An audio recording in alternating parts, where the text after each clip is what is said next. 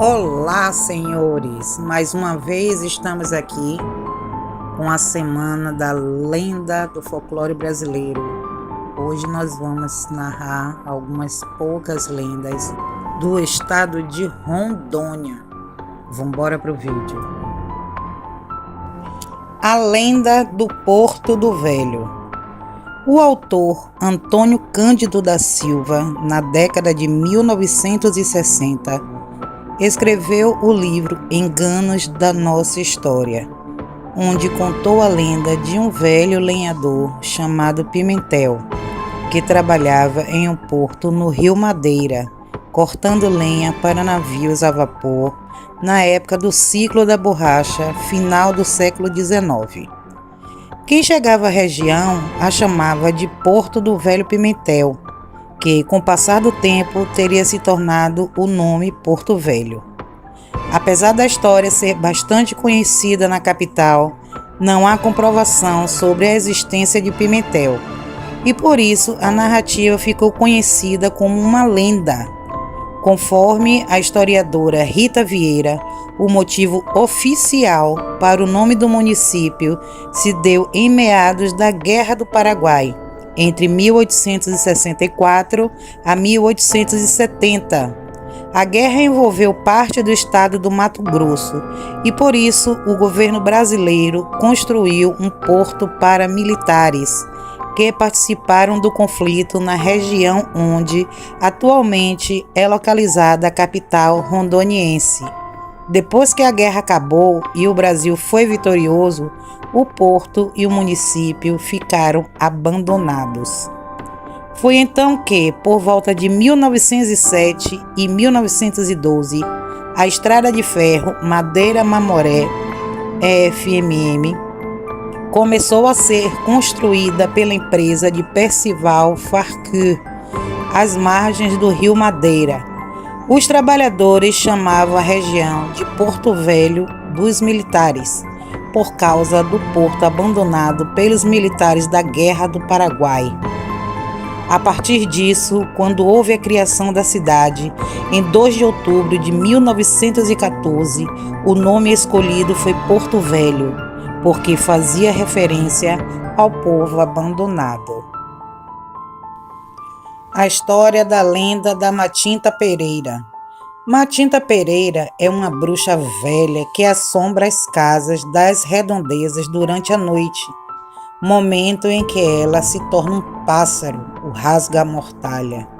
Assim, o pássaro pousa nos telhados ou nos muros das casas, emitindo um assobio alto e estridente para os moradores darem conta de sua presença. Matinta costuma aparecer durante a noite ou a madrugada, perturbando o sono das pessoas. Nesse momento, um dos moradores da casa diz em voz alta que oferecerá para ela o tabaco desejado. Depois de proferida a frase, o pássaro voa dali e vai até outras casas fazer o mesmo. Note que em alguns lugares as pessoas oferecem outras coisas como comida, bebidas, presentes, etc. No dia seguinte, com o aspecto de bruxa velha, Matinta vai às casas e recebe o que lhe foi prometido na noite anterior. É muito semelhante ao lobisomem, não é, gente? Se não lhe for entregue, ela amaldiçoa todos os moradores da casa com doenças ou mesmo com mortes. A maldição de Matinta pode ser passada para outras pessoas. Assim, quando a velha bruxa já está pronta a morrer, ela indaga outras mulheres, perguntando somente se querem. Se, portanto, a resposta for positiva, a pessoa carregará essa maldição, passando a ser a Matinta. Origem da lenda da Matinta Pereira. Oriunda da cultura popular do norte do Brasil, essa lenda é muito conhecida na região amazônica e provavelmente surgiu de alguma lenda indígena também. Alguns consideram que a lenda da Matinta é uma variante da lenda do Saci Pererê, sendo descrita como uma velha de uma perna só, que vaga à noite, agorando os lugares e assustando as pessoas. Seu canto estridente seria associado à do pássaro tapera naevia, eu acho que é assim que se fala, chamado popularmente de saci ou matinta pereira. Note que essa metamorfose pela qual passa as lendas do país são frutos da oralidade e das características locais. Sobre isso, Câmara Cascudo, de 1898 a 1986, antropólogo brasileiro e um dos maiores estudiosos do folclore do Brasil, acrescenta: no sul é saci tapererê, no centro caipora e norte matitaperê. O civilizado, que muitas vezes não entende a pronúncia do sertanejo, que é o mais perseguido por ele nas suas viagens, tem-lhe alterado o nome. Já o fez saci pererê, saperê, sererê, siriri, matinta perê e até já lhe deu o nome português de Matinta Pereira, que mais tarde terá o sobrenome de da Silva ou da Mata. Também conhecida como Lenda da Mãe d'Água, é outro exemplo de lenda do folclore com origem indígena. Iara com I ou com Y, do indígena Luara, significa aquela que mora nas águas. Ela é metade peixe e metade mulher. Da cintura para baixo tem uma cauda de peixe e da cintura para cima tem o corpo de mulher. A linda sereia costuma tomar banho nos rios e cantar uma melodia irresistível. Os homens que a veem não conseguem resistir ao seu encanto e pulam dentro do rio. Ela tem o poder de cegar quem a admira e levar os homens atraídos por ela para o fundo do rio.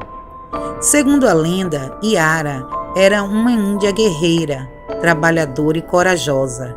Recebia muitos elogios do seu pai, que era pajé, e consequentemente despertava a inveja de alguns da tribo, especialmente dos seus irmãos homens.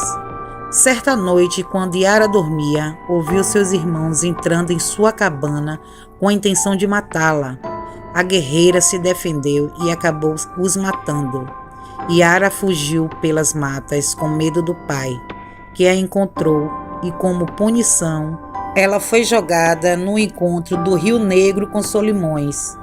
Os peixes trouxeram o corpo de Iara à superfície e então, sob o reflexo da lua cheia, ela se transformou em uma belíssima sereia.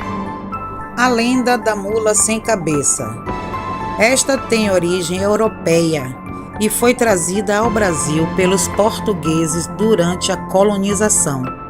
Acredita-se que ela fazia parte de um esforço para reforçar os valores morais da época. A mula sem cabeça é uma mula marrom, que em lugar da cabeça tem uma tocha de fogo. Segundo a lenda, ela corre em disparada pelas matas e relincha tão alto que se ouve a muitos metros de distância.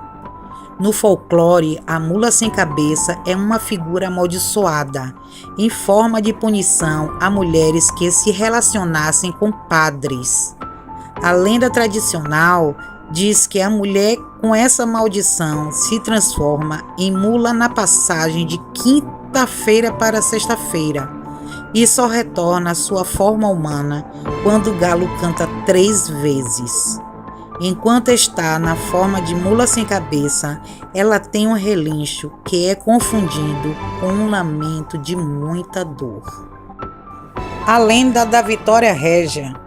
Esta é bastante conhecida na região norte do Brasil e conta a história de Nayá, uma menina que desejava muito se aproximar da lua, que também é chamada de Jaci por alguns povos indígenas.